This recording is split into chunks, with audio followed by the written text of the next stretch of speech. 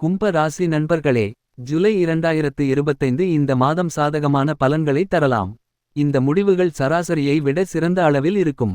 இந்த மாதத்தின் முதல் பகுதியில் சூரியன் உங்கள் 5ஆம் வீட்டில் பெயர்ச்சிக்கிறார்.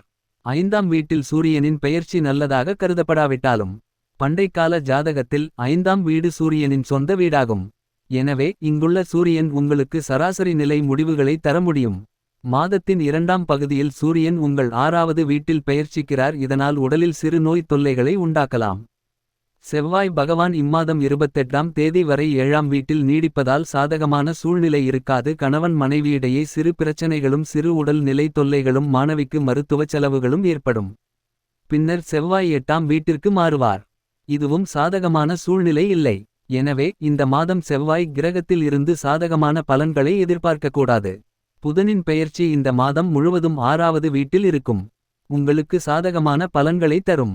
இருப்பினும் ஜூலை 18 முதல் புதன் வக்ர நிலையில் மாறும். இருப்பினும் ஜூலை மாதத்தில் புதன் பெயர்ச்சியில் இருந்து சாதகமான பலன்களை எதிர்பார்க்கலாம்.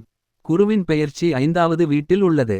இந்த மாதம் குரு ராகுவின் நட்சத்திரத்தில் இருந்தாலும் குரு அதிக அளவில் சாதகமான பலன்களை தர விரும்புவார். திருமணம் தாமதமாக இருப்பவர்களுக்கு திருமண பேச்சுகளும் திருமண தடைகளும் நீங்கும். சிறிய தடைகளை தாண்டிய பிறகு குரு உங்களுக்கு நிறைய அனுகூலத்தை தர முடியும். ஜூலை 26 வரை சுக்கிரனின் பெயர்ச்சி உங்கள் 4வது வீட்டில் இருக்கும். இதற்கு பிறகு சுக்கிரன் உங்கள் 5ஆம் வீட்டிற்கு நுழைகிறார். சுக்கிரன் இந்த மாதம் முழுவதும் உங்களுக்கு சாதகமான பலன்களை தரும். சனியின் பெயர்ச்சி உங்கள் 2வது வீட்டில் உள்ளது. இது சாதகமாக கருதப்படாது. ராகுவின் பெயர்ச்சி உங்கள் முதல் வீட்டில் இருக்கும். இது ஒரு பலவீனமானதாக இருக்கும். ஆனால் குரு நட்சத்திரத்தில் இருப்பதால் ராகு சில நேரங்களில் சில நல்ல பலன்களை தரலாம். கேதுவின் பெயர்ச்சி 7ஆம் வீட்டில் இருப்பதால் கேதுவிடம் அனுகூலத்தை எதிர்பார்க்க கூடாது. இந்த மாதம் பெரும்பாலான கிரகங்கள் உங்களுக்கு சாதகமாக பலன்களை தரும்.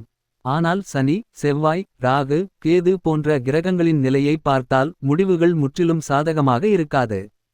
வேலை விஷயமாக இந்த மாதம் சற்று ஏற்ற இறக்கமாக இருக்கலாம். ஆனால் வேலை செய்பவர்கள் வியாபாரத்தில் இருப்பவர்களை விட சிறந்த பலன்களை பெறலாம். மாணவர்களும் இந்த மாதம் கல்வியில் மிகச்சிறந்த முடிவுகளை பெற முடியும். இந்த மாதம் வீட்டிற்கு உபயோகமான பொருட்களை கொண்டு வரலாம்.